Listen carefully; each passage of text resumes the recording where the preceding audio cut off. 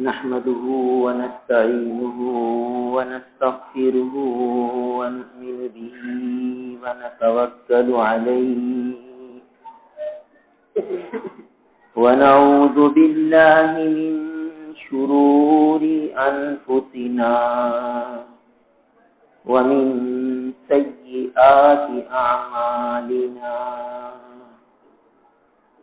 من يهده الله فلا مضل له ومن يضلله فلا هادي له ونشهد أن لا إله إلا الله وحده لا شريك له ونشهد أن سيدنا وسندنا ونبينا وحبيبنا وحبيب ربنا وطبيبنا ومولانا محمدا عبده ورسوله أما بعد فأعوذ بالله من الشيطان الرجيم بسم الله الرحمن الرحيم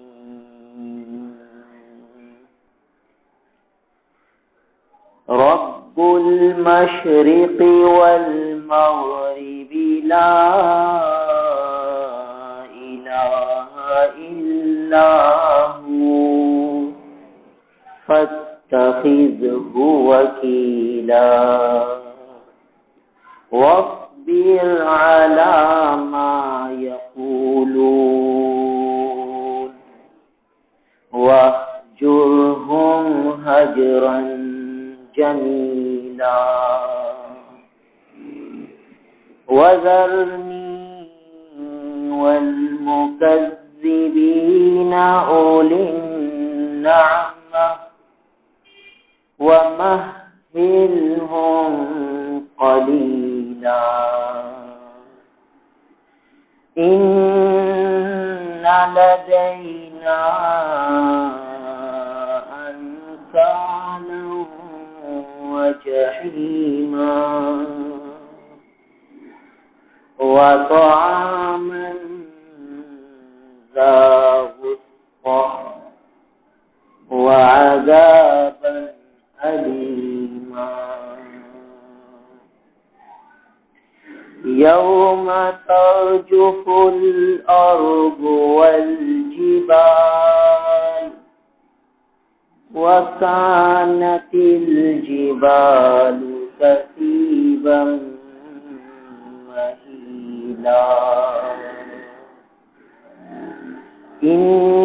إنا أرسلنا إليكم رسولا شاهدا عليكم كما أرسلنا إلى فرعون رسولا فعصى فرعون الرسول فأخذناه أخذا وبيلا فكيف تتقون إن كفرتم يوما يجعل الولدان شيبا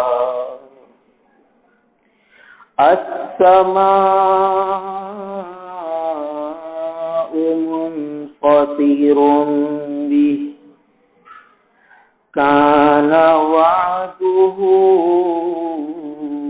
مفعولا إن هذه تذكرة فمن شاء اتخذ إلى ربه سبيلا صدق الله مولانا العظيم. میرے محترم بزرگوں اور عزیز بھائیوں، یہ سورہ مزمل کی چند آیتیں تھیں. بڑے عجیب مضامین ہیں اس سورہ مبارکہ میں، اور یہ بات پچھلے ہفتے عرض کی تھی کہ اس سورہ مبارکہ میں 10 حکم ہیں اللہ تعالی کے، اللہ کے بندوں کی طرف پیغام الہی 10 ہے، اور جو ان 10 پر عمل کر لے گا وہ اللہ تعالی کا بندہ، کامل بندہ بنے گا، اس کو قرب الہی ملے گا، اسے آخرت کی نعمتیں ملیں گی، اسے رضا الہی ملے گی، اللہ تعالیٰ اس سے راضی ہو جائیں گے. یہ سورہ مبارکہ آخر ابتدائے زمانے کی ہے، ابتدائے اسلام کی صورتوں میں سے ہے. گویا ان آیتوں پر، اس سورت کے احکامات پر صحابہ نے عمل فرمایا اور کتنے اونچے مقام پر پہنچے. رضی اللہ تعالی عنہ و رضوا عنہ کا خطاب ان کو ملا. گویا اس سورہ مبارکہ کے احکامات پر عمل کیا انہوں نے. 10 حکم ہیں. کچھ احکامات کا تعلق عبادت سے ہے، کچھ کا معاملات سے ہے، کچھ کا معاشرت سے ہے. تو ان سارے احکامات کو سمجھنا ہے اور اس کا عمل کرنا ہے. پچھلے ہفتے عرض کیا تھا کہ پہلے 4 حکم گزرے. یا ایھا المزمل، اس سورہ مبارکہ میں براہ راست خطاب حضور اکرم صلی اللہ تعالی علیہ وسلم کو ہے، اور حضور اکرم صلی اللہ تعالی علیہ وسلم کے واسطے سے پوری امت کو ہے کہ یہ ساری صفات امت کے ہر فرد میں آنی چاہیے. یہ سارے احکامات امت کا ہر فرد اس پر عمل کرے. تو براہ راست خطاب ہمارے آقا نبی کریم صلی اللہ علیہ وسلم سے ہے. یا ایھا المزمل، ایک کپڑے میں لپٹے ہوئے، قم، کھڑے ہو جائیے، لیلا، رات کے وقت، قم اللیلہ، رات کو کھڑے ہو جائیے، تہجد کا اہتمام کیجیے. تو اس سورہ مبارکہ کا پہلا حکم تہجد کا اہتمام. پھر دوسرا حکم ورتل القرآن ترتیلا، قرآن کو پھیر پھیر کر پڑھیے، تجوید کا لحاظ کرتے ہوئے پڑھیے، سمجھ کر پڑھیے، پرسوز آواز میں پڑھیے. اللہ کے محبوب نے ایک صحابی کو دیکھا، وہ قرآن پڑھ رہے تھے اور رو رہے تھے. فرمایا دیکھو یہ ہے ترتیب کہ قرآن پڑھے اور اس کی آنکھوں سے آنسو جاری ہیں. تو دوسرا حکم تھا قرآن کو پھیر پھیر کر پڑھنا، سمجھ کر پڑھنا، تجوید کا لحاظ کر کے پڑھنا، اچھی آواز میں پڑھنا. اور تیسرا حکم تھا وَاذْكُرِ اسْمَ رَبِّكَ، اللہ تعالیٰ کا ذکر کرنا، ذکر کا اہتمام کرنا. یہ تیسرا حکم تھا. اور چوتھا حکم تھا وَتَبَتَّلْ إِلَيْهِ تَبْتِيلًا، سب کو چھوڑ کر اللہ کی طرف یکسوئی اختیار کرنا، تنہائیوں میں بیٹھنا، خلوت نشینی اختیار کرنا، سب سے کٹ کر اللہ تعالیٰ سے جڑنا. یہ ہے تبتل. تو چوتھا حکم یہ تھا تبتل کا، کہ تنہائیوں میں بیٹھنا. اس کے بعد اب 5واں حکم آ رہا ہے. 5واں حکم آنے سے پہلے ایک تمہید باندھی گئی. 5واں حکم ہے فَاتَّخِذْهُ وَكِيلًا، بس اس کو وکیل بنائیے، اللہ تعالیٰ کو ہر معاملے میں اپنا وکیل بنائیے، اپنا کارساز بنائیے. فَاتَّخِذْهُ، آپ بنائیے اس اللہ کو وکیلا، کارساز. یعنی اسی پہ توکل فرمائیے، اسی پر بھروسہ کیجیے۔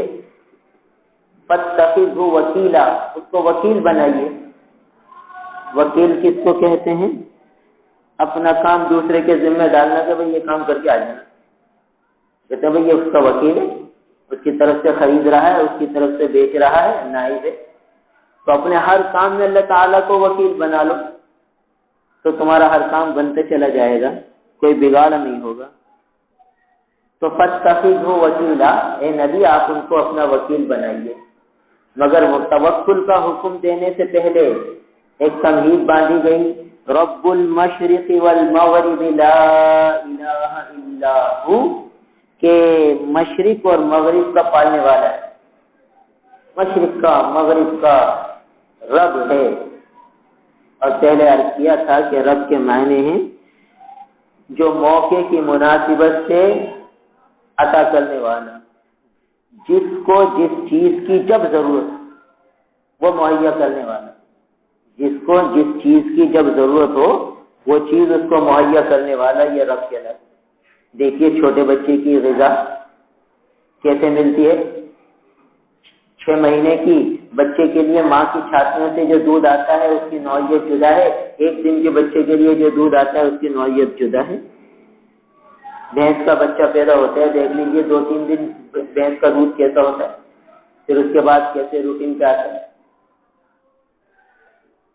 تو جس کو جب جس چیز کی ضرورت ہو وہ چیز اس کو مہیا کرے، یہ ذات رب کہلاتی ہے، تربیت کرنے والی ذات، موقع محل سے اس کو عطا کرنے والی۔ تو مشرق کا پالنے والا، مغرب کا پالنے والا، جس کے سوا کوئی معبود نہیں، بس وہی معبود برحق ہے۔ جب وہ مشرق مغرب کو پالتا ہے، مشرق مغرب کا رب ہے، تو پھر آپ ہر معاملے میں اس پر بھروسہ کیجیے۔ فاتخذہ وکیلا، گویا 5واں حکم آیا کہ آپ توکل کیجیے، اللہ تعالیٰ کی ذات پر بھروسہ کیجیے، ہر معاملے میں اس کو اپنا کارساز بنا لیجیے۔ وکیل کے معنی کیے جاتے ہیں کارساز، یہ فارسی کا لفظ ہے۔ کارساز کے معنی ہے کام بنانے والا، تو ہر معاملے میں اسی کو کام بنانے والا بنا لیجیے۔ کیا مطلب؟ کہ اسباب ظاہر کو اختیار کیجیے، پھر انجام اسی پہ چھوڑ دیجیے۔ ظاہری اسباب میں انہماک نہ ہو، غلو نہ ہو۔ ظاہری اسباب اختیار کر لیے، اس میں بالکل منہمک نہ ہو گئے، اس میں بالکل غلو نہ کیا، حد سے آگے نہ بڑھے، اور پھر بھروسہ اللہ تعالیٰ کی ذات پر کر لیے۔ کیا مطلب؟ کہ دیکھیے بیمار ہوئے تو کسی اچھے ڈاکٹر کو دکھا دیے اور پھر اللہ پر بھروسہ کر لیے کہ بھئی میں نے اسباب ظاہر اختیار کیے اور بس اب اللہ تعالیٰ ہی اس میں شفا دیں گے۔ دوا میں شفا تھوڑی ہے، ڈاکٹر کے ہاتھ میں شفا تھوڑی ہے، شفا کا سر چشمہ تو اللہ تعالیٰ کی ذات ہے، وہاں سے شفا آتی ہے۔ لہٰذا میں نے ایک سبب ظاہر اختیار کر لیا، اب یا اللہ اب آپ کام بنا دیجیے۔ سبب ظاہر اختیار کیا ہے اور اب بھروسہ آپ کی ذات پر ہے کہ کارساز حقیقی آپ کی ذات ہے۔ اب ہمارے یہاں کیا ہے کہ ایک ڈاکٹر کو ایک دن دکھایا، پھر دوسرے دن دوسرے ڈاکٹر کو، تیسرے دن تیسرے ڈاکٹر کو، کتنے اتنے ڈاکٹر بدل لیے، شفائی نہیں مل رہی۔ یہ ہے غلو فی السبب، انہماک فی السبب۔ کتنے لوگ کہتے ہیں ہم ہر کتنے کام میں ہاتھ ڈالا، جس کام میں ہاتھ ڈالتے ہیں نقصان ہی نقصان ہوتا ہے، جس کام میں ہاتھ ڈالتے ہیں نقصان ہی نقصان ہوتا ہے۔ کیا کریں؟ ساری پونجی ختم ہو گئی، سارا سرمایہ ختم ہو گیا۔ بھائی اسباب ظاہر کو اختیار کرنا ہے اور بھروسہ اللہ تعالیٰ کی ذات سے کرنا، اور سبب ظاہر کو اختیار کرنے سے پہلے 2 کام کرنے ہیں، ایک استشارہ، ایک استخارہ۔ جو بھی کام کرے آدمی تو 2 اہم معاملے شریعت نے بتائے، ایک استشارہ یعنی مشورہ کرنا اس کام کے ماہرین سے، مثلا کسی کو کوئی بیماری ہے اسے ڈاکٹر کو دکھانا ہے تو ایسے لوگوں سے جن کا ڈاکٹروں سے رابطہ رہتا ہے ان سے مشورہ کیا کہ بھئی اس معاملے میں کون سا ڈاکٹر اچھا ہوگا، یہ ہے استشارہ۔ جب 2-3 لوگوں سے مشورہ ہو گیا، اب استخارہ کر لیا، اللہ تعالیٰ سے طلب خیر کر لی۔ استخارے کے معنی ہیں اللہ تعالیٰ سے خیر مانگنا، طلب خیر کرنا۔ استخارے کا مطلب یہ نہیں ہے کہ بھئی کوئی خواب آ جائے گا، کوئی القاء ہو جائے گا، کوئی رہنمائی ہو جائے گی، بلکہ استخارے کے معنی ہیں طلب خیر کرنا، یعنی اللہ تعالیٰ سے خیر مانگ لینا، خیر چاہ لینا۔ اور حدیث پاک میں آتا ہے کہ جو استخارہ کرتا ہے اسے ندامت نہیں ہوتی، یعنی جب آدمی نے کام شروع کرنے سے پہلے اللہ تعالیٰ سے خیر مانگ لی تو استخارہ ہو گیا۔ اور حضور اکرم صلی اللہ تعالی علیہ وسلم صحابہ کرام رضوان اللہ تعالی علیہ مجمعین کو استخارے کی دعا یاد کراتے تھے۔ اچھا، عبداللہ بن مسعود رضی اللہ تعالیٰ عنہ فرماتے ہیں کہ رسول اللہ صلی اللہ علیہ وسلم نے مجھے استخارے کی دعا اس طرح یاد کرائی جیسے التحیات یاد کرائی۔ التحیات نماز میں پڑھنا واجب ہے، تو حضور نے التحیات کی طرح دعائے استخارہ حضرت عبداللہ بن مسعود رضی اللہ تعالیٰ عنہ کو یاد کروائی۔ کیوں؟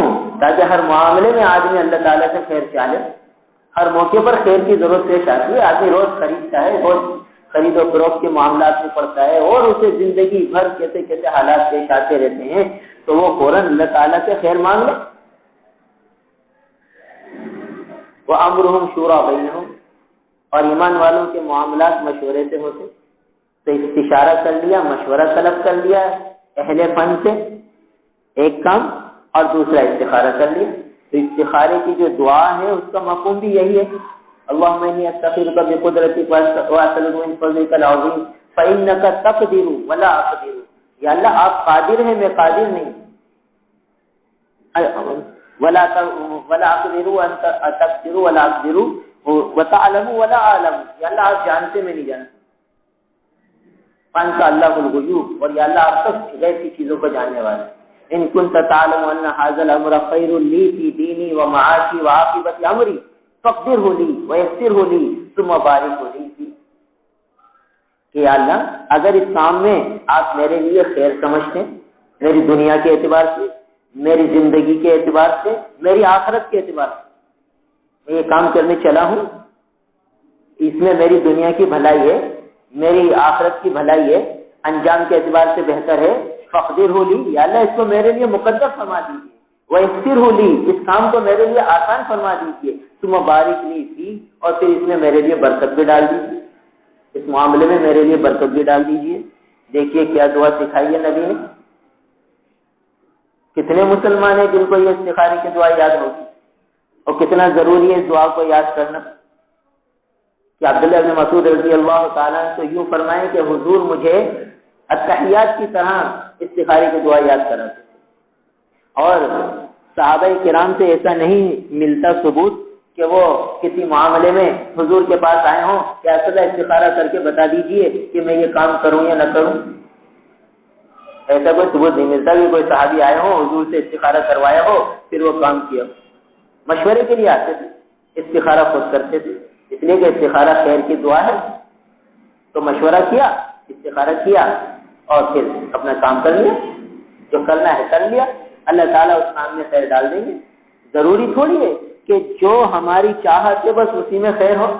بعض اوقات خیر ہماری مرضی کے خلاف میں ہوتی ہے، یعنی جس کام میں ہم نے ہاتھ ڈالا اس میں نقصان ہوا، سمجھیے اس کے نقصان میں ہمارے لیے خیر ہے، اس لیے کہ ہم نے استخارہ کر کے اللہ سے دعا مانگی تھی کہ اللہ اس میں خیر ڈال دیجیے، آخرت کے اعتبار سے بھی، دنیا کے اعتبار سے بھی، فقدر ہولی و ایسر ہولی ثم بارک لی تھی، اور اس میں دنیا کے اعتبار سے بھی خیر ڈال دیجیے، آخرت کے اعتبار سے بھی خیر ڈال دیجیے۔ تو اب یہ ہو سکتا ہے یہ کام جس میں ہمیں نقصان ہوا، اگر اس میں فائدہ ہو جاتا تو یہ آخرت کے اعتبار سے پریشانی کی بات ہوتی، آخرت کے اعتبار سے نقصان اور خسارہ ہوتا، تو ہمیں خیر مل گئی چاہے نقصان کی شکل میں ہو۔ ہمیں کیا پتا کہ اس نقصان کے پیچھے کتنی خیریں ہمیں ملی ہیں، وہ تو اللہ تعالیٰ نے غیب میں چھپا رکھی۔ تو اس لیے بندہ ہر معاملے میں یہ سمجھے کہ جب میں نے استخارہ کر لیا، استشارہ کر لیا، اب جو میں کام کروں گا بس اس میں اللہ تعالیٰ خیر ڈالیں گے، وہ کام شروع کر دے، اب انجام پر توکل۔ سبب ظاہر اختیار کر کے اللہ کی ذات پہ بھروسہ کر لیا کہ اللہ آپ کارساز حقیقی ہیں، آپ نے اپنے محبوب کو حکم فرمایا تھا فاتخذوا وکیلا، اسی کو ہر کام میں وکیل بنائیے. تو اب ہم نے یا اللہ آپ کا بھروسہ کر لیا، یہ کام میں نے کر لیا. شادی بیاہ کا معاملہ ہو، کوئی خرید و فروخت کا معاملہ ہو، کوئی لین دین کا معاملہ ہو، کوئی زندگی کے مرحلے میں کوئی صورتحال پیش آئی، ہر معاملے میں اللہ تعالیٰ کی ذات کا بھروسہ، یہ ہے توکل. اور اسباب ہی کے پیچھے پڑ جانا، اس میں منہمک ہو جانا، اس میں غلو اختیار کرنا، مسبب الاسباب کو بالکل بھول جانا، پھر پریشانی ہوتی ہے. لہذا آدمی کہتا ہے میں نے کتنے ہی کاموں میں ہاتھ ڈالا، ہر کام میں مجھے نقصان ہو گیا. ارے بھائی، سب سے پہلے جس کام میں ہاتھ ڈالا اس میں استخارہ کیا تھا. اللہ کے محبوب فرماتے ہیں کہ جو استخارہ کر کے کام کرتا ہے ماں نظیمہ، اس کو کبھی ندامت نہیں ہوتی. تو اس کو جو ندامت ہو رہی ہے، جو نقصان اور خسارہ اٹھانا پڑ رہا ہے، یقیناً اس نے استخارہ نہیں کیا، اور استخارہ کیا ہے پھر بھی اس کو نقصان ہو رہا ہے، تو یہ اس کے لیے خیر کی بات ہے، اس نقصان میں اس کے لیے خیر چھپی ہوئی. تو ایک بات کہ آدمی استشارہ، کوئی بھی کام کرنا چاہے تو استشارہ، مشورہ کر لیا، استخارہ، اللہ تعالیٰ سے خیر طلب کر لی، اور پھر وہ کام کر لیا.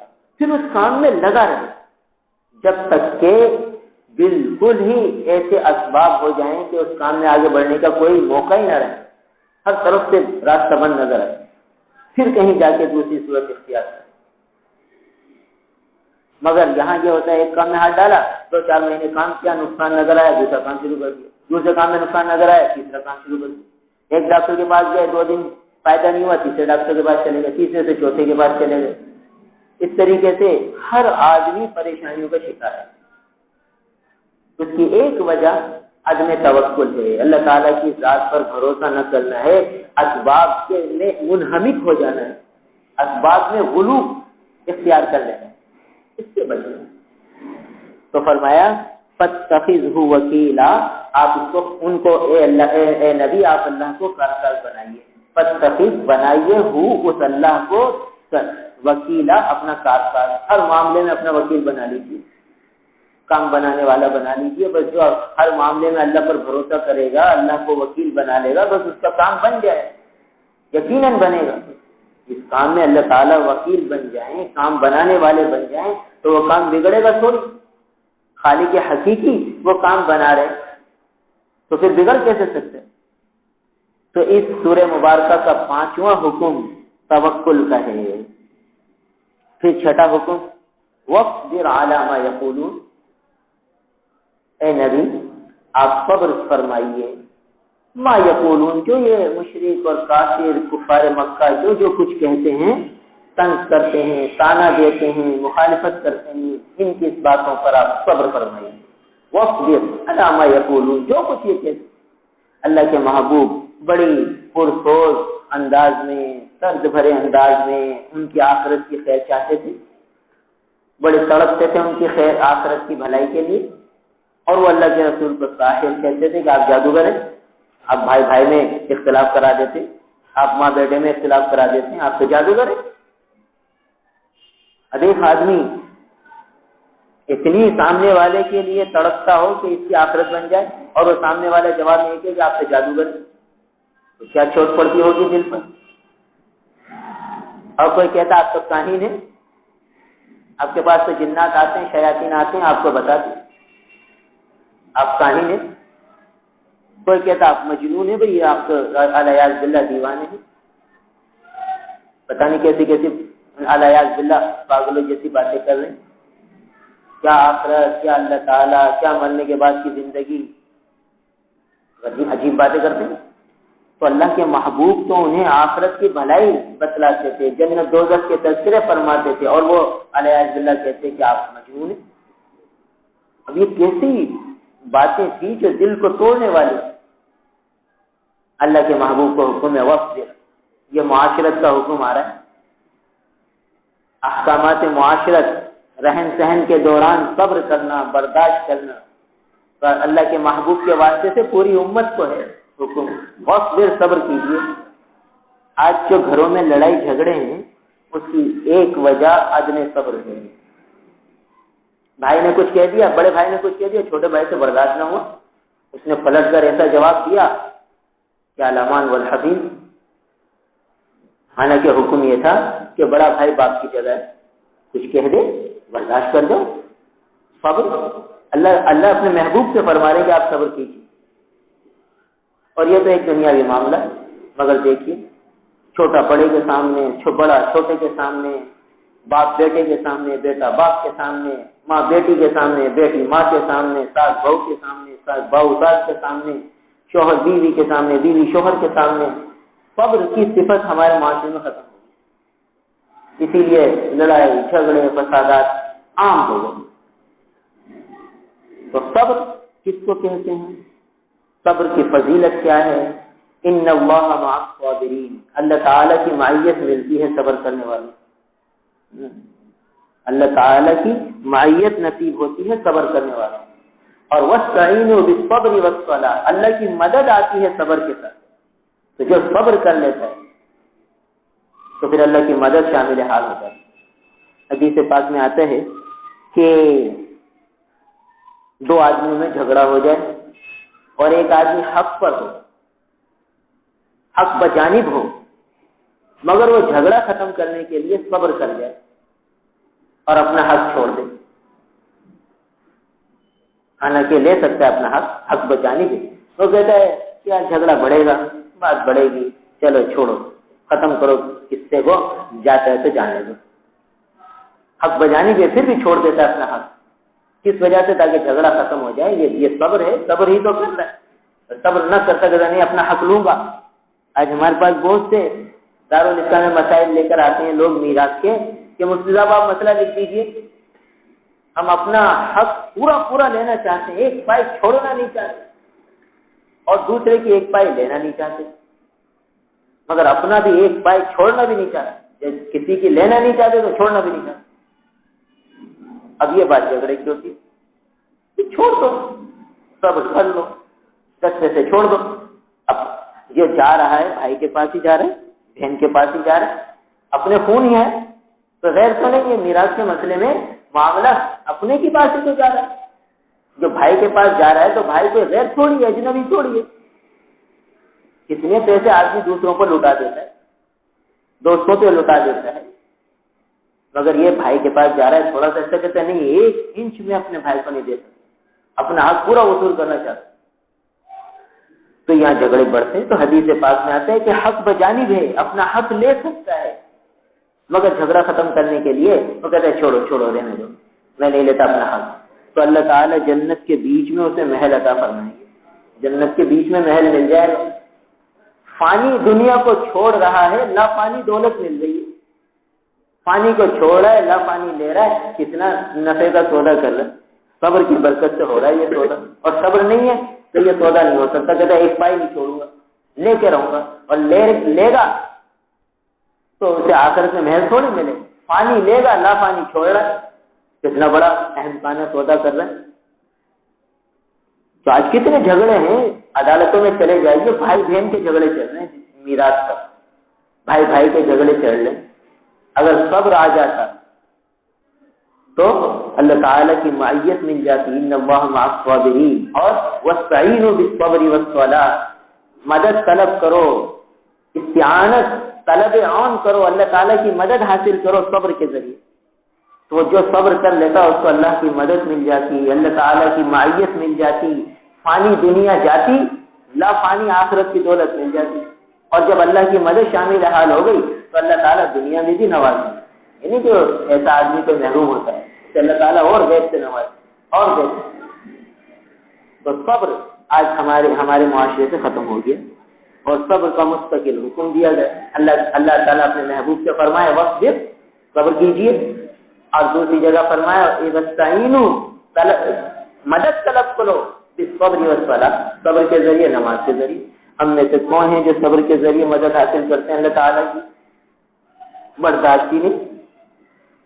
تو صبر کے معنی علماء نے لکھے ہیں کہ اپنی خواہشات کو دبانا اور شریعت کے حکم کو مقدم کرنا، اپنی خواہشات نفسانی کو دبا لینا اور شریعت کے حکم کو مقدم رکھنا، یہ صبر ہے۔ چاہے وہ اطاعت کرنے کا کام ہو چاہے نہ کرنے کا کام ہو۔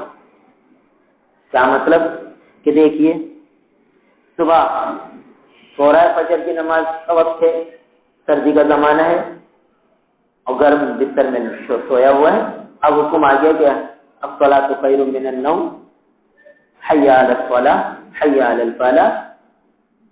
اب نفس کا تقاضا، نفس کی خواہش تو یہ ہے کہ یار سوئے رہو، صبح اٹھیں گے پڑھ لیں گے، کیا ہو گیا، رات دیر سے سوئے ہیں اور ابھی ہمت بھی نہیں ہے، سب ٹھنڈی ہے، گیس بھی نہیں آ رہا، پانی بھی ٹھنڈا ہے، چلو چھوڑ دو، یہ خواہش نفس ہے۔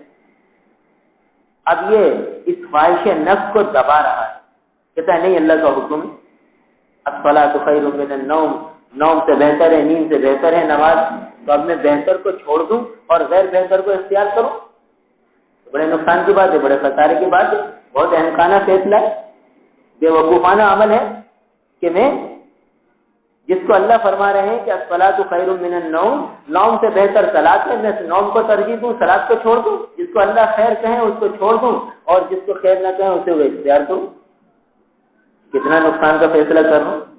تو اب خواہش کو دبائے اور اللہ تعالیٰ کے حکم کو مقدم کرے، یہ صابر ہے، اس کو اللہ کی مدد مل گئی۔ اب یہ جب اٹھ گیا نماز پڑھنے آ گیا تو اس کے ساتھ اللہ کی معیت ہو گئی، وَاسْتَعِينُوا بِالصَّبْرِ وَالصَّلَاةِ، اور اس نے اللہ کی مدد حاصل کر لی کہ صبر کیا، اپنے نفس کی خواہش کو دبایا اور اللہ کے حکم کو مقدم کیا، اور ان اللہ مع الصابرین، اللہ کی معیت اس کو مل گئی۔ یہ ہے صبر کہ خواہش کو دبا لینا۔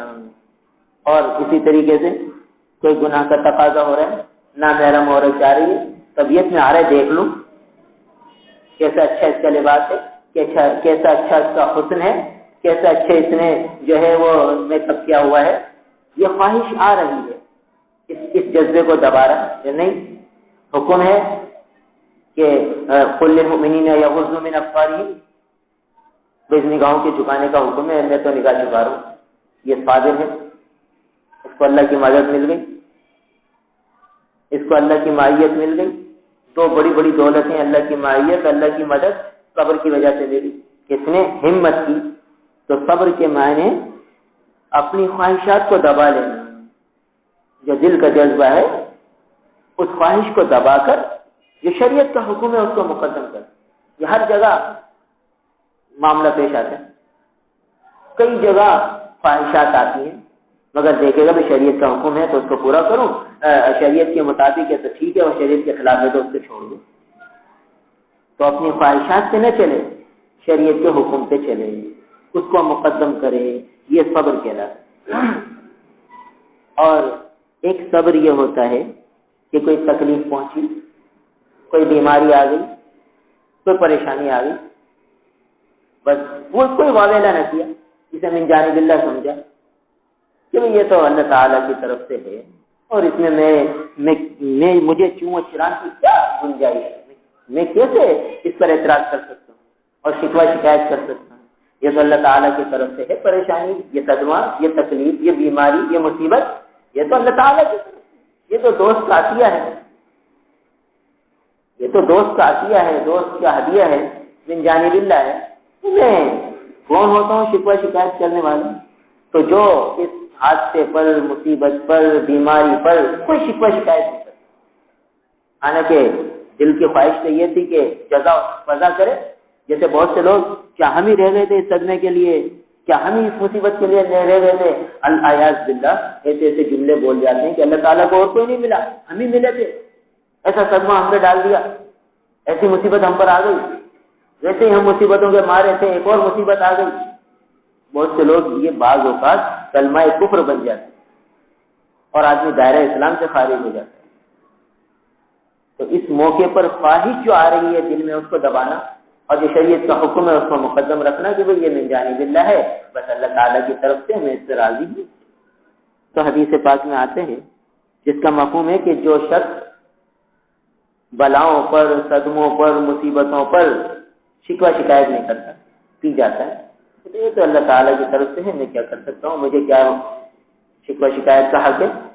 تو پھر اللہ تعالیٰ اگر اسے بیماری دی تھی تو پھر صحت ملتی ہے تو پہلے سے بہتر صحت دیتے ہیں، پہلے سے بہتر اس کا زخم کر دیتے ہیں، پہلے سے بہتر اس کو جو ہے خون عطا فرما دیتے ہیں، پہلے خون سے بہتر خون دے دیتے ہیں، پہلے سے گوشت سے بہتر گوشت سے عطا فرما دیتے ہیں۔ اور اگر اس بیماری میں اس کا انتقال ہو جاتا تو پھر اللہ تعالیٰ اس کے سارے گناہ معاف فرما دیتے ہیں اور اسے جنت کی اعلیٰ درجہ عطا فرما دیتے ہیں۔ کہ صبر کیا تھا کہ تو اپنی خواہشات کو دبا لینا، شریعت کے حکم کو مقدم کرنا، یہ صبر کہلاتا ہے۔ تو ہم میں سے ہر ایک جائزہ لے کہ بھئی اس حکم پر ہم کتنا عمل کر رہے ہیں، اور اس حکم پر عمل نہ کرنے کی وجہ سے ہمارے معاشرے میں، ہمارے گھروں میں، ہمارے خاندانوں میں کتنا بگاڑ آیا ہے۔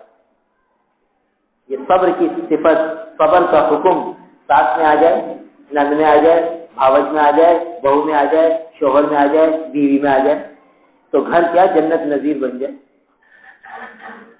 کیوں؟ اس گھر والوں پر اللہ کی معیت آ گئی، اس گھر والوں پر اللہ کی مدد آ گئی، تو پھر وہ گھر جنت نظیر بنے گا۔ مگر دیکھ لیجیے، نہ ساس میں صبر ہے، نہ بہو میں صبر ہے، ہر ایک جو ہے وہ اپنی خواہش کو مقدم کرتی ہے۔ علماء نے لکھا ہے کہ یہ جو صبر کی دولت ہے نا، یہ اللہ تعالیٰ نے اپنی مخلوقات میں صرف انسانوں کو عطا فرمائی ہے، نہ جانوروں میں ہے یہ دولت، یہ صفت نہ فرشتوں میں ہے، فرشتوں میں بھی یہ صفت نہیں ہے صبر، اس لیے کہ ان میں تو اللہ تعالیٰ خواہشات نفسانی کا مادہ ہی نہیں، خواہش کا مادہ ہی نہیں، جو حکم مل گیا لا یعصون اللہ ما امروا ویفعلون ما یؤمرون، تو لگے گئے سجدے میں، تو سجدے میں پڑے گئے، ان کے دل میں خواہش ہے ہی نہیں کہ سجدے سے سر اٹھاؤں یا تھکن محسوس ہو گئی، برسوں سے سجدے میں پڑے گئے تو پڑے گئے، ان کو یہ محسوس ہی نہیں ہو رہا کہ مجھے کوئی تھکن ہے، کہ ایک خواہش ان کے دل میں رکھی نہیں اللہ تعالیٰ نے، یہ جذبے رکھے ہی نہیں، کوئی سیان میں ہے، کوئی رکوع میں ہے، کوئی جس کام میں جس کو لگا دیا اس کام میں لگا ہوا، رزق رسانی کے لیے فرشتے آتے ہیں، وہ کاموں میں لگے ہوئے ہیں، تو لگے ہوئے، جو کام جس کے ذمہ ہے وہ اس کام میں لگا ہوا ہے، نہ تھکتا ہے نہ کچھ نافرمانی کرتا ہے۔ تو اب بتائیے، ان میں یہ خواہش نہیں تو ان کے لیے صبر بھی نہیں، تو صبر کی صفت ان میں ہے ہی نہیں۔ اور اسی طرح جانوروں میں بھی خواہش ہے، تو جو خواہشیں بیچارے پوری کرتے ہیں، کیا مطلب؟ جانوروں میں بھی صبر نہیں ہے، تو جہاں دیکھا منہ مار لیا، یہ نہ دیکھا کہ اپنا ہے یہ پرایا ہے، جائز ہے ناجائز ہے، حلال ہے حرام ہے، یہ اس سے کوئی غرض نہیں۔ دیکھیے بلی ہے، رات کو گھر میں آئی تو اس نے دیکھا کہ بھئی یہاں جو ہے دودھ پڑا ہوا، اب بلی کو اس سے کوئی غرض نہیں ہے کہ نہ معلوم یہ دودھ چھوٹے بچے کے لیے ہوگا اور میں پی جاؤں گی تو اس گھر کے چھوٹے بچے کو رات کو کتنی تکلیف ہوگی، اب اس کو دودھ نہیں ملے گا تو یہ گھر والے کہاں جائیں گے دودھ لینے، یہ ساری سوچ یہ بلی میں نہیں ہوگی۔ اور بلی تو دیکھے گی بھئی دودھ پڑا ہوا ہے، اب اس کی خواہش ہے کہ میں پی لوں، تو وہ صبر تھوڑی کرے گی، تو موقع دیکھے گی وہ پی جائے گی۔ اور مسلمان، اور گھر میں دودھ پڑا ہوا ہے تو ایک بھائی سوچے گا یار میں پی لوں گا تو ہو سکتا ہے دوسرے بھائی کو ضرورت پیش آ جائے، تو چھوڑو، مجھے اگر میری خواہش ہے تو کوئی حرج نہیں، میں برداشت کر لیتا ہوں، صبر کر لیتا ہوں، میرے بھائی کے کام آ جائے، صبر کر لیا اور چھوڑ دیا بھائی کے لیے، بھائی نے دوسرے بھائی کے لیے چھوڑ دیا، تو بتائیے دودھ میں کتنی برکت ہوگی، اس گھر میں کتنی برکت ہوگی کہ ہر ایک دوسرے کا خیال کر رہا ہے۔ اور آج کیا ہے کہ جو دودھ رکھا ہوا ہے جس کے ہاتھ آیا وہ پی گیا، تو وہ تو بلی پنا ہے، خواہشات کا اتباع ہے، جو جانوروں کی صفت تھی کہ جو من میں آئے بس کر لیا، یہ تو سوچنا ہی نہیں کہ یہ چیز کس کے لیے ہے کس کے لیے نہیں ہے۔ تو یہ بھی صبر کا ایک شعبہ تھا کہ بھئی اپنے دل میں یہ خواہش ہے کہ یہ چیز میں ہڑپ کر جاؤں، گھر میں رکھی ہوئی ہے، تو سوچنا ہے کہ بھئی یہ گھر کے لیے ہے اور سب کا اس میں حق ہے، کس کس نے اس کو کھا لیا ہے کس کس نے نہیں کھایا، اب میں صبر کروں، اپنی اس خواہش کو لگام دوں اور یہ دیکھوں کہ میرے حصے کا ہے تو میں کھا لوں، جتنا میرے حصے کا ہے وہ میں کھا لوں، باقی میں دوسروں کے لیے چھوڑ دوں۔ تو اب یہ دیکھیے یہ چیز تھی صبر۔ تو خواہش تو یہ تھی کہ میں جو چاہے سامنے آ جائے میں لے جاؤں، مگر شریعت اجازت نہیں دیتی، شریعت کہتی ہے دیکھو اب خواہش تو یہ ہے کہ جو دکان سے مال نفع آ رہا ہے بس آتا رہے، چاہے جھوٹ بولنا پڑے، چاہے دھوکہ دینا پڑے، چاہے سامنے والے کا کتنا نقصان ہو جائے، مجھے اس سے کوئی غرض نہیں، تو یہ تو حیوان پنا ہے، تو خواہشات کا اتباع ہے، کیونکہ حیوان میں یہ خواہش تھی کہ جو من میں آیا کر لیا، جو خواہش اٹھی اس کو پورا کر لیا، یہ جذبہ تو حیوان کا ہوتا ہے۔ گائے نے دیکھا کہ بھئی جہاں چارہ نظر آیا کھا گئی، اس سے یہ غلط تھوڑی ہے کہ یہ چارہ پتہ نہیں آدمی نے اپنے بکرے کے لیے رکھا ہوا ہے یا کسی کے لیے رکھا، اس نے تو منہ مارا کھا لیا۔ اس کو یہ سوچنا ہے ہی نہیں کہ بھئی یہ حلال ہوگا میرے لیے، حرام ہوگا میرے لیے، جائز ہوگا ناجائز ہوگا۔ یہ صفت تو اللہ تعالیٰ نے انسان کو دی تھی کہ بھئی جب مال آ رہا ہے تو دیکھے کہ بھئی یہ جائز طریقے سے آ رہا ہے تو اسے حاصل کر لوں، ناجائز طریقے سے تو صبر کر لوں، اپنی خواہش کو لگام دے دوں، روک لوں اپنے دل کو کے جذبے، اس جذبے کو مار دوں کہ بھئی وہ جذبہ تو یہ کہ بھئی مل جائے مجھے مال، مگر دیکھا کہ بھئی شریعت کے اعتبار سے یہ صحیح نہیں تو میں نے اپنے جذبے کو لگام دے دی۔ تو یہ صابر ہے۔ جب یہ صابر ہے تو اس کو اللہ کی معیت ملے گی، اللہ کی مدد ملے گی۔ لہذا دیکھ لیجیے جو لوگ حلال حرام کی تمیز نہیں کرتے تو وہ کروڑوں میں کھیلتے ہیں مگر سکون نہیں ملتا، اور جو حلال حرام کا لحاظ رکھتے ہیں وہ ہزاروں کی ان کے پاس ہوتی ہے، زیادہ لاکھوں کروڑوں میں نہیں کھیل پاتے بیچارے، تو پرسکون ہوتے، سکون ہوتا ہے کہ وہ حلال ہے، تھوڑا ہے، چلو اللہ کا فضل ہے۔ اور جو بس مال آنا چاہیے تو بعض اوقات اس جذبے سے جو موجود مال ہے وہ بھی ختم ہو جائے، تو خواہش ایسی بڑھتی ہے، خواہشیں ایسی بڑھتی ہیں کہ بس وہ جیسے کہ جوا کھیلنے والا آدمی کہتا میں ایک بازی اور لگا دوں تو جتنا مال ہے ڈبل ہو جائے، یا آر یا پار، اس کی خواہش دیکھیے اس کا سارا مال لے ڈوبتی ہے۔ اور اگر آدمی یہ کہے نہیں بھائی جوا تو مجھے تو کھیلنا ہی نہیں، چاہے مجھے سارا مال مل جائے مجھے جوا نہیں کھیلنا، پر میرا جو مال ہے بھلا 1000 کے 1000 ہی رہے، اسے میں یہ حرام میں نہیں پڑوں گا، تو یہ صابر ہے، اس نے برداشت کیا۔ تو اپنی خواہش کو دبانا اور شریعت کے حکم کو مقدم کرنا یہ صبر کہلاتا ہے۔ تو یہ حکم دیا گیا اللہ کے محبوب کو وَاصْبِرْ عَلَىٰ مَا يَقُولُونَ، یہ چھٹا حکم ہے اس سورہ مبارکہ کا کہ صبر کیجیے ان باتوں پر جو یہ کہتے ہیں۔ کیا مطلب کہ اب دیکھیے جب آدمی کسی کی خیر خواہی چاہتا ہے، سامنے والا الٹا مقصد لیتا ہے اور برا بھلا کہتا ہے تو دل میں یہ خیال آتا ہے کہ چھوڑو میری بلا سے جہنم میں جائے، مجھے کیا کر دے۔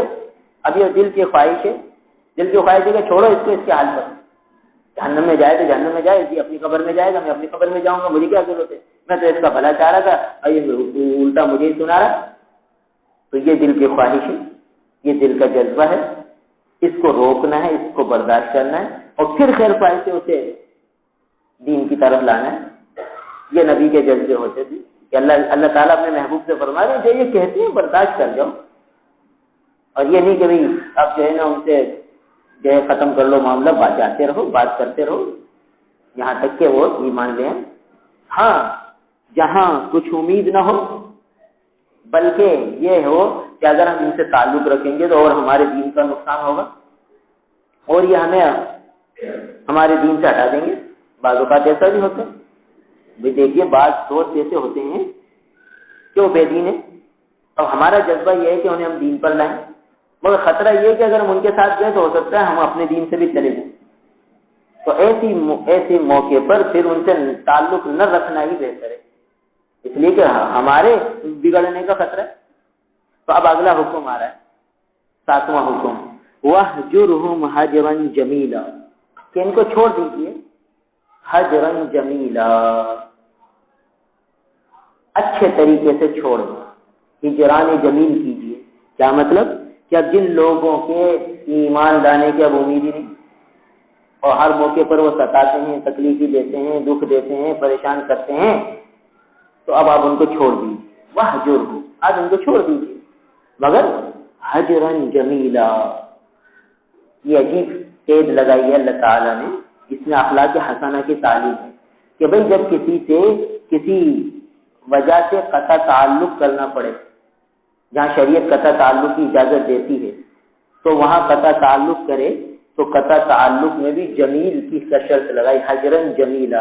کیا مطلب کہ اب اس کی برائیاں دوسری جگہ بیان نہ کرتا رہے، ارے ہم نے ان سے رشتہ ختم کر دیا، وہ ایسے وہ ایسے وہ ایسے، نہیں، اس کی اجازت نہیں ہے۔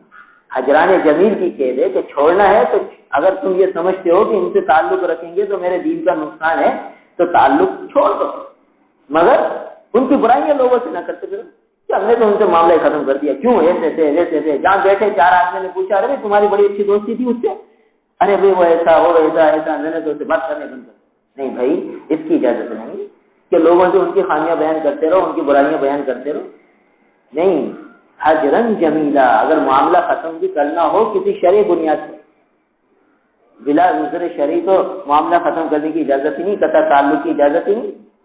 ہاں جہاں اپنے دین کا نقصان ہونے کا خطرہ ہو وہاں حجران ہے، مگر وہ بھی حجرن جمیلا، ایسے طریقے سے کہ اب ہم ان کی برائیاں لوگوں سے بیان نہ کریں، وہ سب پی جائیں، جو انہوں نے ہمارے ساتھ برا سلوک کیا بس اسے پی جانا، یہ ہے حجران جمیل۔ اس کے تذکرے لوگوں سے نہیں کرتا کہ انہوں نے ہمارے ساتھ یوں کیا یوں کیا یوں کیا تو ہم نے ان سے معاملہ ہی ختم کر دیا، ان کی خامیاں ان کی برائیاں ان کے عیوب وہ لوگوں سے بیان نہ کرنا، یہ حجران جمیل ہے۔ اور سب سے بیان کرتے پھرنا یہ غیبت ہے، یہ اور خطرناک معاملہ ہے۔ تو بلا عذر شرعی تو کسی سے قطع تعلق کی اجازت ہی نہیں، اور جہاں اجازت ہے تو وہاں بھی یہ ہے کہ ان کی خامیاں ان کی برائیاں وہ لوگوں سے بیان نہ کرتے پھر۔ تو فرمایا کہ اگر ایسا معاملہ ہے کہ یہ لوگ ایمان لانے کی امید نہیں ہے تو وَاحْجُرْهُمْ، ان کو چھوڑ دیجئے، حجرن جمیلا، مگر بھلے طریقے سے چھوڑیے۔ اللہ تعالیٰ اپنے محبوب سے فرما رہے ہیں، یہ حسن معاشرت اور حسن اخلاق کی تعلیم ہے کہ کسی دشمن کی بھی برائیاں نہیں کرنی۔ کسی سے اگر کوئی معاملہ ختم ہوا ہے، اب آج کیا ہوتا ہے، دو شریک تھے اور شراکت ختم ہو گئی، اب شراکت ختم ہو گئی تو کیا ہوا، اب وہ ایک شریک دوسرے کی برائیاں کر رہا ہے، دوسرے پہلے کی برائیاں کر رہا ہے، جہاں دیکھو جو وہ اپنے دوستوں میں بیٹھ کر اس کی برائیاں کر رہا ہے، وہ اپنے دوستوں میں بیٹھ کر اس کی برائیاں کر رہا ہے، تو یہ کیسا ختم کیا ہے معاملہ؟ تو غیبتوں کے دروازے کھل گئے دونوں طرف، کہیں طلاق ہو گئی تو کیا ہوا، اب لڑکی والے لڑکے والوں کی، لڑکے کے خاندان کی اور نامعلوم کس کی برائیاں شروع کر دیں، اور لڑکے والے لڑکی والوں کی، لڑکی والوں کی، اور نامعلوم کن کن کی برائیاں، جس چیز کا لڑکی والوں سے تعلق ہے وہ سب برے ہو گئے۔ جب منگنی کی تھی، جب رشتہ کیا تھا تو ان سے بہتر کوئی انہیں نظر ہی نہیں آ رہا تھا، اور آج طلاق ہو گئی تو ان سے برا ان کو دنیا میں کوئی نظر نہیں آتا، اور ہر ایک دونوں طرف سے برائیاں خامیاں بیان کی جاتی ہیں۔ تو یہ حجران جمیل نہیں ہے، یعنی کہیں طلاق کا معاملہ پیش آئے تو سرحوہن سراحا جمیلا، قرآن نے عجیب قید لگا دی کہ طلاق کا معاملہ بھی ہو تو کیا کرو، سراحا جمیلا، بھلے طریقے سے اس کو چھوڑو۔ کیا مطلب، کیا اس کی برائیاں اس کی خامیاں لوگوں سے کہتے نا، پھر میں نے اس طرح اس وجہ سے اس کو طلاق کی، اس وجہ سے میں نے چھوڑ دیا، نہیں، بھلے طریقے سے چھوڑے، خوشگوار طریقے سے چھوڑے۔ لہذا عجیب شریعت نے حکم دیا کہ جب طلاق ہو جائے تو بیوی شوہر کے گھر میں عدت گزارے، عدت کا سارا خرچہ شوہر بھرے، پھر جس دن عدت پوری ہو اس دن شوہر اس کو ایک کپڑے کا جوڑا دے اور رخصت کرے اور معافی تلافی کرے، اور مہر نہیں دیا تو مہر دے، اور کبھی جو ہماری فوجی کوتاہی ہو گئی معاف کر دو، اور وہ شوہر سے معافی مانگے اور بس ختم ہو گیا معاملہ۔ نہ ادھر سے نفرت ہو نہ ادھر سے نفرت ہو، یہ سمجھے کہ من جانب اللہ ایک معاملہ تھا، اس بچی کا رزق اس گھر میں اتنا ہی تھا، ختم ہو گیا۔ نہ لڑکی والے لڑکے والوں کی برائیاں بیان کریں، نہ لڑکے والے لڑکی والوں کی برائیاں بیان کریں۔ تو یہ شریعت کے حکم سے دیکھیے، ہمارے یہاں حجران ہوتا ہے تو کیسا ہوتا ہے، بس ایک دوسرے کی بس برائیاں شروع ہو جاتی ہیں۔ تو اللہ تعالیٰ اپنے محبوب سے فرما رہے ہیں کہ حجران کرنا پڑے تو حجرن جمیلا کرنا، یعنی ان کی برائیاں ان کی خامیاں دوسروں سے نہ بیان کرتے پھر نا۔ تو فرمایا وَاحْجُرْهُمْ حَجْرًا جَمِيلًا، یہ 7واں حکم ہے۔ اس کے بعد پھر کیونکہ یہ مشرکین اللہ کے محبوب کو بڑا ستاتے تھے، بڑا دکھ دیتے تھے، بڑی اذیت دیتے تھے۔ دیکھیے، جسمانی اذیت تو ہوتی ہے مگر زبانی اذیت بڑا تکلیف کا معاملہ ہوتا ہے۔ کہتے ہیں کہ تلوار کے زخم تو بھر جاتے ہیں مگر زبان کے زخم نہیں بھرتے۔ تلوار کا زخم بھر جاتا ہے، زبان کا زخم نہیں بھرتا۔ تو وہ کیسے کیسے زبان سے جملے اللہ کے محبوب کی شان میں کہتے تھے۔ تو اب حکم ہے کہ وَذَرْنِي وَالْمُكَذِّبِينَ، آپ مجھے چھوڑ دیجئے اور جھٹلانے والوں کو بھی چھوڑ دیجئے، ان کا معاملہ میرے اوپر چھوڑ دیجئے۔ کیا مطلب کہ بھئی اب جب کسی سے معاملہ ختم ہوا تو ان کا معاملہ اللہ پر چھوڑ دو، لوگوں سے خامیاں بیان کرنا شروع نہ کرو، ان کا معاملہ اللہ پر چھوڑ دو۔ ایک موقع پر حضرت ابوبکر رضی اللہ تعالیٰ عنہ اور ایک دوسرے صحابی میں کچھ بات چیت ہو رہی تھی۔ وہ دوسرے ساتھی حضرت ابوبکر رضی اللہ تعالیٰ کو خوب برا بھلا فرما رہے تھے، کہہ رہے تھے برا بھلا برا بھلا۔ حضرت ابوبکر رضی اللہ تعالیٰ خاموش تھے، اللہ کے محبوب دیکھ رہے تھے، مسکرا رہے تھے۔ پھر آخر حضرت ابوبکر رضی اللہ تعالیٰ نے ایک جملہ فرما دیا، اللہ کے محبوب کی مسکراہٹ ختم ہو گئی۔ حضرت ابوبکر رضی اللہ تعالیٰ نے فرمایا، اللہ کے رسول جب میں برداشت کر رہا تھا آپ جو ہے مسکرا رہے تھے، اور جب میں نے جملہ جواب میں کہہ دیا تو آپ کی مسکراہٹ ختم ہو گئی۔ تو فرمایا جس کا مفہوم ہے کہ جب تم برداشت کر رہے تھے تو اللہ تعالیٰ کی طرف سے تمہاری حمایت ہو رہی تھی، تمہاری تائید ہو رہی تھی، تمہاری نصرت ہو رہی تھی، اور جب تمہیں جواب دے دیا تو وہ نصرت ہٹ گئی۔ تو میں دیکھ رہا تھا تو اس نصرت کے آنے پر، اللہ کی تائید آنے پر میں خوش ہو رہا تھا، تو جب نے خود ہی بدلہ لے لیا تو وہ نصرت اور تائید جو تمہارے ساتھ شامل حال جو ختم ہو گئی۔ دیکھیے صبر پر اللہ کی مدد آ رہی ہے۔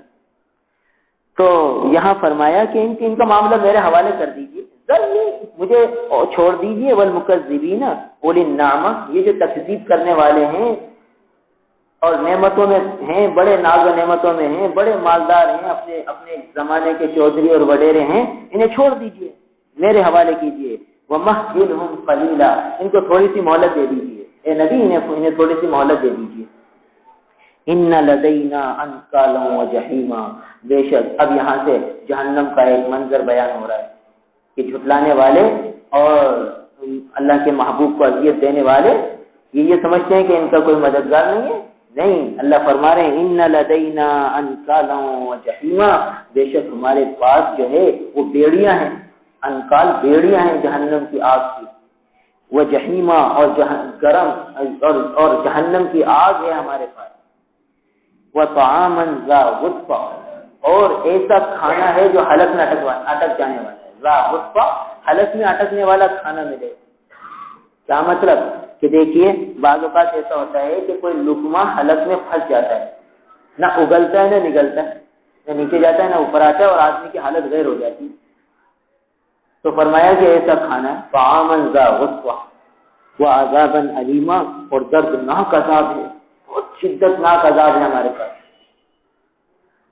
حضرت حسن بصری رحمہ اللہ بہت اونچے درجے کے تابعی ہیں، اور ام المومنین حضرت ام سلمہ رضی اللہ تعالیٰ عنہ کی گودوں میں پلے۔ ام المومنین حضرت ام سلمہ رضی اللہ تعالیٰ عنہ کی خادمہ تھی، ان کے یہ بیٹے تھے، تو وہ خادمہ کسی کام میں ہوتی، یہ تو دودھ پیتے بچے تھے، جب یہ روتے تو ام المومنین ان کو اٹھا لیتے، اپنے سینے سے لگا لیتے۔ تو اس طرح ام المومنین حضرت ام سلمہ رضی اللہ تعالیٰ عنہ کی آغوش میں پرورش پائی۔ پھر چھوٹے تھے تو تمام امہات المومنین کے گھروں میں جاتے تھے، چھوٹے بچے تھے، سب ان سے محبت فرماتی تھی۔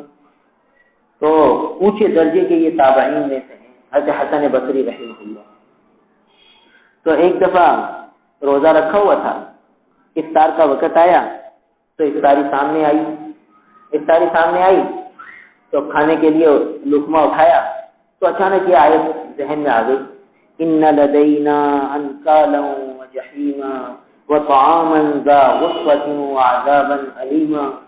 بس یہ آیت آئی تو بے ساختہ آنکھوں میں آنسو آ گئے، وہ جہنم کا منظر یاد آ گیا کہ کیسا کھانا ہوگا جو گلے میں اٹک جائے گا، اور کیسی بیڑیاں ہوں گی، اور کیسی جہنم کی آگ ہوگی، اور کیسا دردناک عذاب ہوگا۔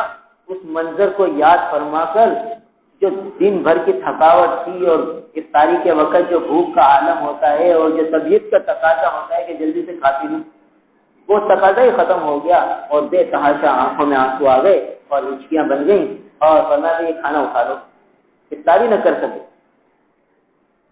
اب یہ دن گزر گیا، دوسرے دن پھر روزہ رکھا، سارا دن ایسے ہی گزرا، روزے کی حالت میں پھر افطاری کا وقت آیا، افطاری سامنے آئی، اور افطاری کا کھانا دیکھا تو پھر ذہن میں یہ آیت آ گئی، ان لدینا انکالا وجحیما وطعاما ذا غصۃ وعذابا علیما۔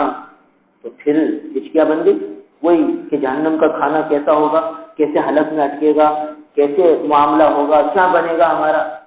بس پھر رونے لگ گئے اور کہا کھانا ہٹا لو، مجھ سے کھایا نہیں جاتا۔ جہنم کا کھانا یاد آ گیا، دنیا کی بھوک ختم ہو گئی، دوسرا دن تھا روزے کا، وہ بھوک اڑ گئی۔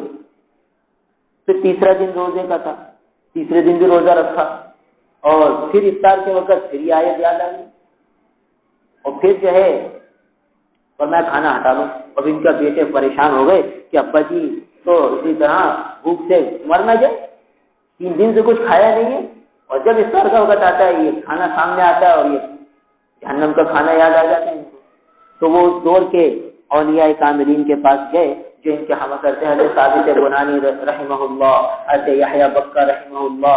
حضرت ثابت بنانی رحمہ اللہ خود کثرت سے رونے والے تھے اللہ کے خوف سے۔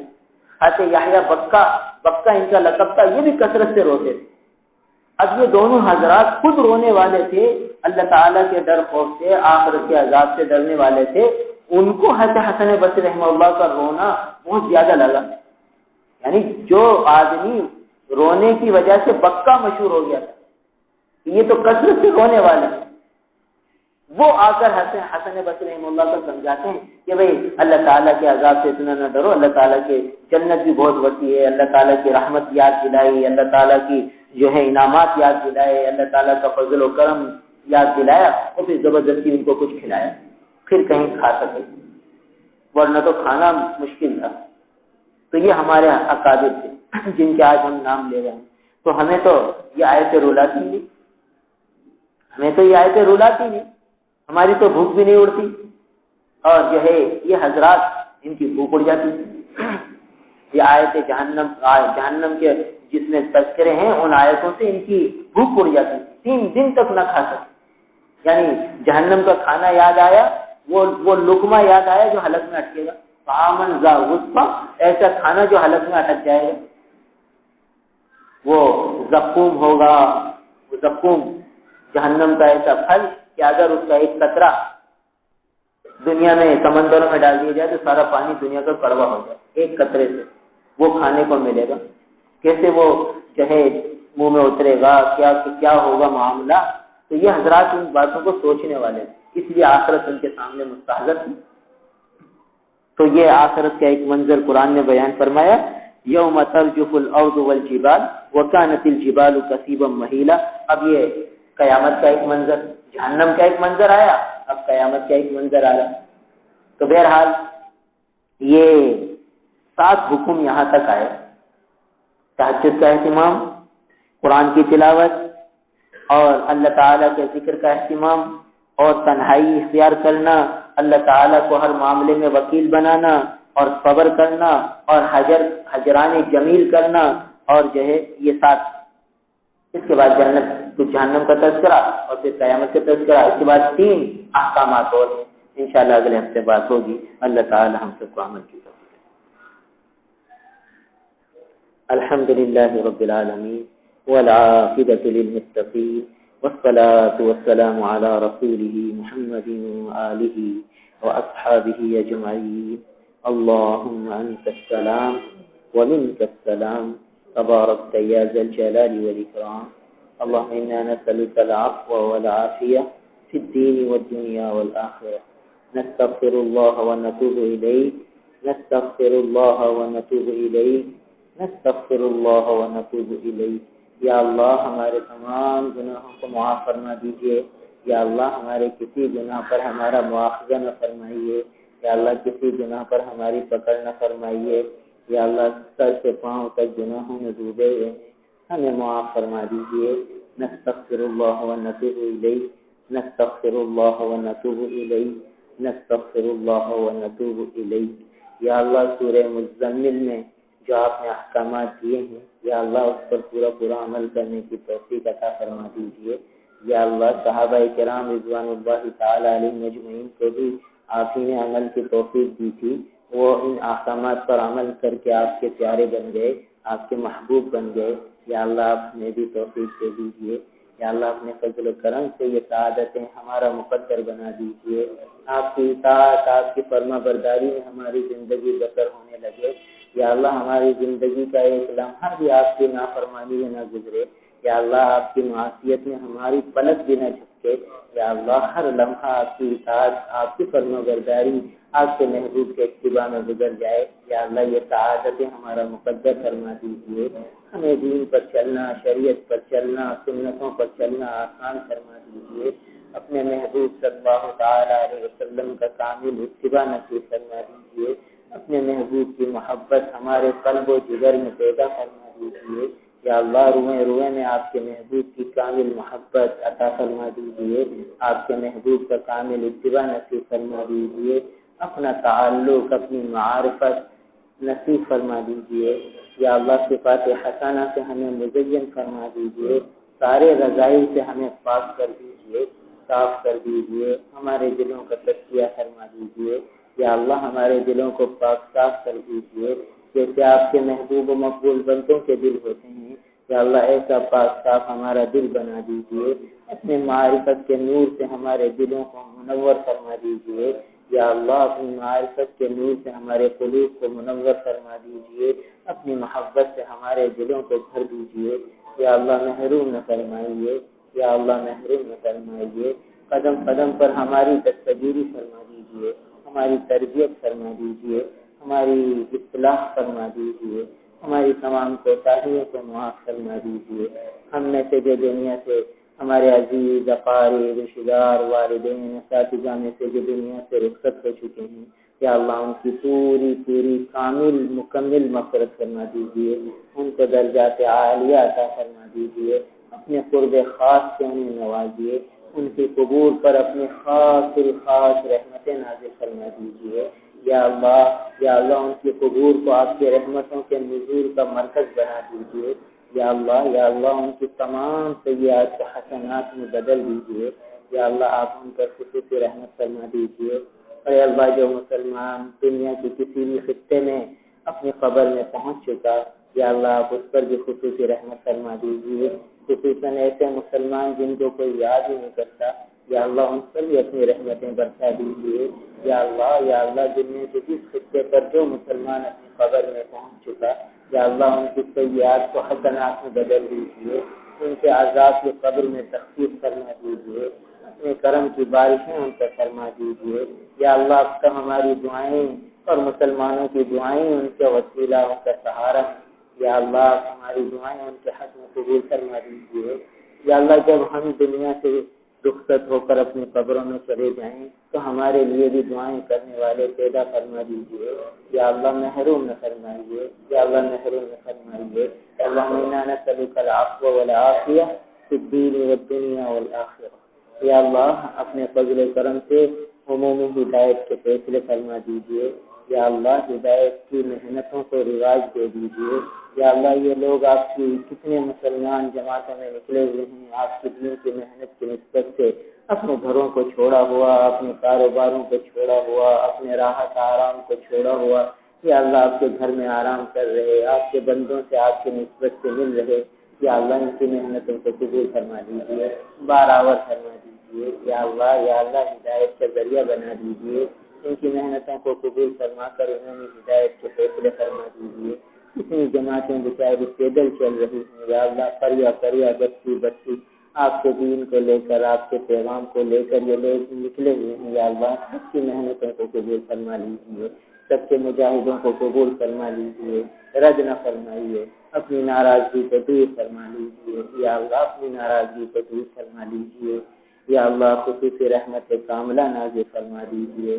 مجاہدین اسلام جہاں جہاں آپ کے دین کی نسبت سے اپنی جانیں پیش کر رہے، یا اللہ ان کی بھرپور مدد و نصرت فرما دیجیے، تائید غیبی ان کے شامل حال فرما دیجیے، دشمنان اسلام کو شکست کے پاس دے دیجیے، اور مجاہدین کو یا اللہ فتح کامرانی عطا فرما دیجیے۔